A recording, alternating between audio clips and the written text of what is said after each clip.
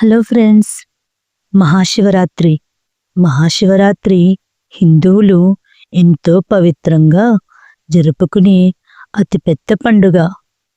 మాఘమాస బహుళ చతుర్దశి రోజున శివుడు లింగాకారంలో ఆవిర్భవించిన రాత్రిగా, శివపార్వతుల వివాహ దినంగా దీన్ని భావిస్తారు. భక్తులు ఉపవాసం, రాత్రంతా జాగరణ, శివలింగానికి బిల్వపత్రాలతో అభిషేకం చేస్తారు. లింగోద్భవ మహత్యం మరియు శివలింగ అవతరణ కథ గురించి ఇప్పుడు తెలుసుకుందాం. పూర్వకాలంలో ఈ సమస్త సృష్టి సక్రమంగా సాగుతుండగా దేవతల లోకంలో ఒక అహంకారం మెల్లగా పుట్టుకొచ్చింది. బ్రహ్మ సృష్టికర్త, విష్ణువు లోకపాలకుడు.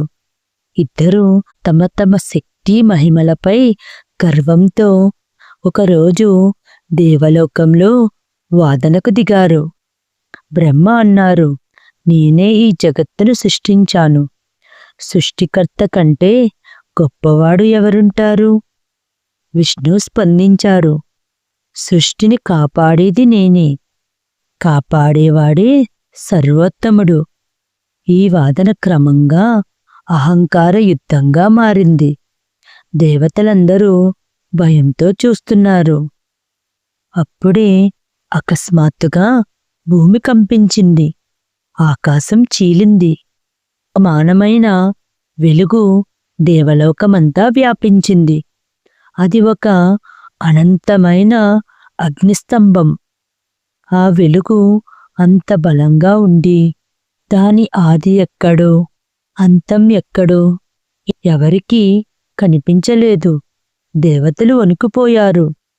ఈ అగ్నిస్తంభం మధ్య నుంచి ఒక గంభీర స్వరం వినిపించింది, నేను శివుడను. నాకు ఆది లేదు, అంతం లేదు. నేను సృష్టికి ముందున్న శక్తిని. నేను లయకు పైన ఉన్న తత్వాన్ని. బ్రహ్మ విష్ణువులు ఆశ్చర్యపోయారు. విష్ణువు అన్నారు, ఈ స్తంభానికి అడుగు నేనే తెలుసుకుంటాను. అతడు వరాహ అవతారం ధరించి భూమి లోతుల్లోకి దిగారు. బ్రహ్మ అన్నారు, ఈ స్తంభానికి పైభాగాన్ని నేనే కనుగొంటాను. అతడు హంసరూపం ధరించి ఆకాశంలోకి ఎగిరిపోయారు. విష్ణువు ఎంత లోతుకు వెళ్ళినా స్తంభానికి అడుగు దొరకలేదు. బ్రహ్మ ఎంత ఎత్తుకు వెళ్ళినా స్తంభానికి చివర కనిపించలేదు. కాలం గడిచింది. వేలాది సంవత్సరాలు గడిచాయి. ఆకాశంలో తిరుగుతూ బ్రహ్మకి ఒక కేతకీ పుష్పం కనిపించింది. అది ఆకాశం నుంచి పడుతుంది. బ్రహ్మ దానితో అబద్ధం చెప్పాలని నిర్ణయించారు. ఈ పుష్పమే సాక్షి. నేను శివలింగానికి శిరస్సు చూశాను అని చెప్పారు. విష్ణువు మాత్రం వినయంతో అన్నారు, ప్రభు, నేను ఎంత ప్రయత్నించినా నీ అడుగు కనుగొనలేకపోయాను.